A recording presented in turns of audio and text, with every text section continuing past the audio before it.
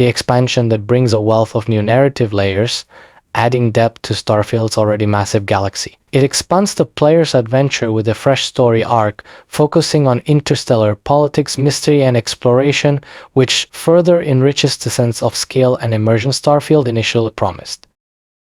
Oh Jesus Christ. So I don't really know much about Bethesda fans. I mean, at this point you probably already smoke so much copium you can't see straight. But even with these rose-colored giant goggles, it seems like there's some spine after all.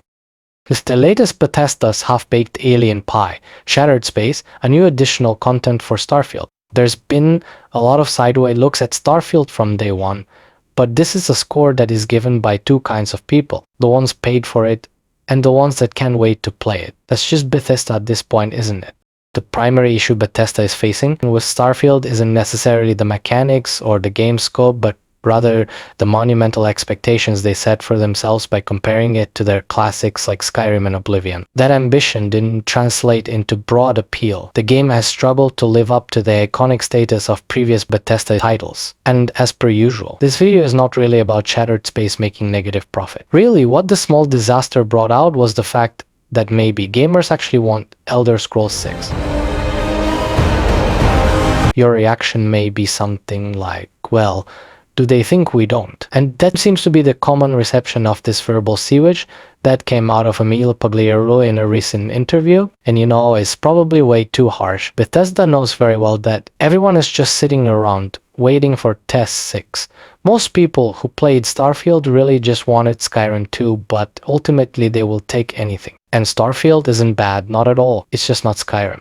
Is it? You know, I think like a lot of gamers out there, we have dreamt of a game where we look to the skies and we can blast off into space and explore. We love to make games where we can explore these worlds, where you could explore with complete freedom in the galaxy. It's a game we've always wanted to play that we think a lot of people wanted to play as well. That's it, Howard! It's not a difficult conversation to have.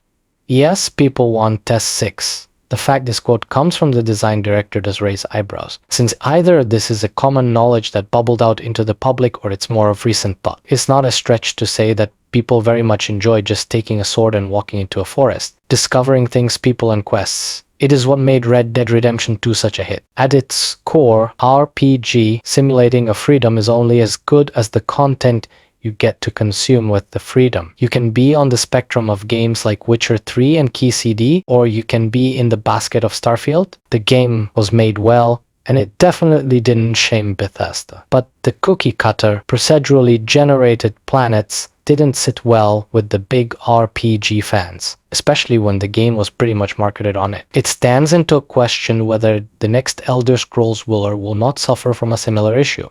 The desperate need for wider and more open world has brought us massive space that made it easy to get lost in, to the point where fast travel has become a standard that ultimately assassinated the very important aspect of discovering everything on your own. To your ship with a nice loading screen, and then sit in your pilot's chair with a nice unskippable animation, and then take off with another nice loading screen, and then pick your destination from space and fast travel there with another loading screen. It's easy to forget that at some point you have to come back to the true nature of what people always enjoyed. Now all that's left for Bethesda to do is to pick up the sword again.